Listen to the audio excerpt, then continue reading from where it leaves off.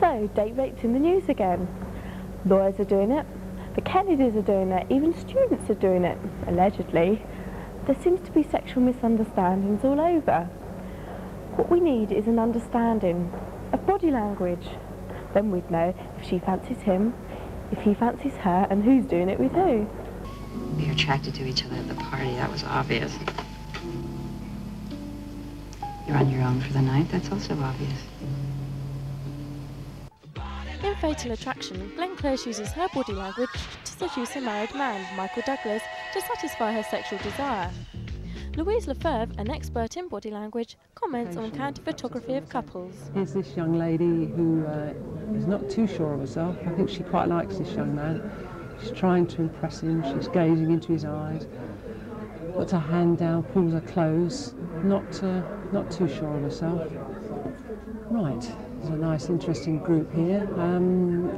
I would assume that the young man at the back has designs on the two girls at the right, or one of them at least. He's got his leg up, which could be, say, synonymous with leg over, if you like. Maybe he's got intentions that way. But I think he'd quite like to impress these two young ladies on the right. This couple look quite familiar with each other. They lean towards each other. They look into each other's eyes quite easily.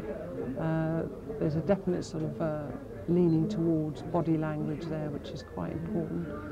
I'd say they were very familiar with each other. If they're not, they probably would like to be. Probably the most emphasis on the young man there.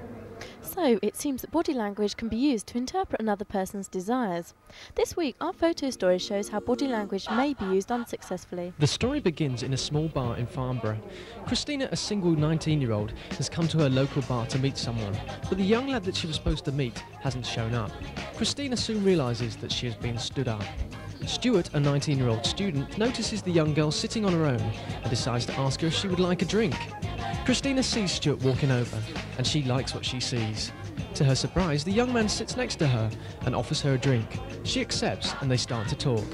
Stuart, who is not used to talking to attractive girls, decides that he will try his best to show his romantic interest in her. He tries to put his feelings across by looking at Christina. But Stuart's lusty looks turn into a stare, which begins to make Christina feel very uncomfortable. But Stuart makes more advances. He moves a bit closer to Christina and touches her knee. Stuart continues to touch Christina until she gets so fed up with him that she shouts out. Stuart has just gone too far, and Christina loses all interest in him, forming the opinion that Stuart is just a creep. A handsome young man who is passing comes to Christina's aid. He sorts out Stuart in a diplomatic manner. Christina is very grateful to the mystery young man and spends the rest of the evening with him. Stuart, however, is very distressed. That's another day gone by and still no girlfriend. We decided to track down two well-known pulling experts from in and around Farnborough to hear their views on the art of seduction.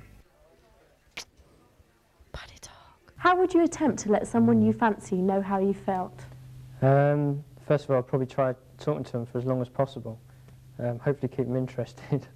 Eye contact is the main thing.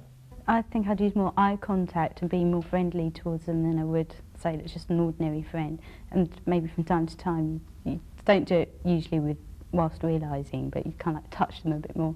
I might use touch, like touch their arms or something, lean forward, pay more interest in them. What body language would you use to let somebody know that you really weren't interested in them?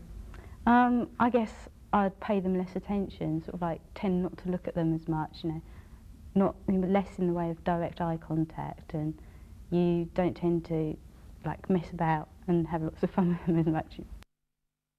No, verbally, even if body language suggests otherwise. Well, personally, I think no is the bottom line. If a woman says no, then that's it, you walk away. There's a lot of controversy at the moment about it with the recent date rape cases, but a lot of people, I think, would say that no means no. So, now language stuff, I'm going to go and get myself a man.